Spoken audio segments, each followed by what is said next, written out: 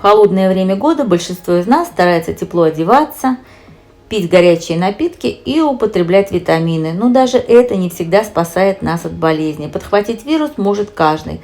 От этого никто не застрахован. В результате бактериальных и вирусных инфекций зачастую поражается дыхательная система. Выздоровление обычно занимает много времени. Стойкий кашель и бронхит могут держаться от пары дней до 3 недель. Поэтому действовать стоит незамедлительно, как только появятся первые признаки. Хватит использовать дорогие неэффективные лекарства, возьмите на вооружение натуральные средства.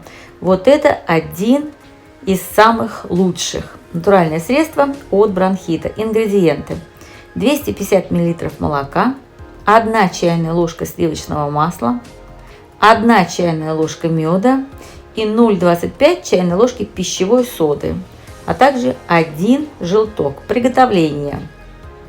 Вскипятите молоко и остудите его. Добавьте сливочное масло, можно заменить на какао-масло и мед.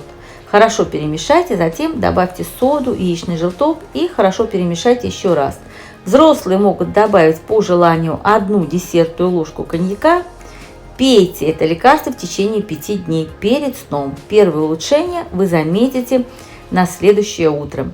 Поделитесь с друзьями рецептом этого полезного средства от кашля и бронхита.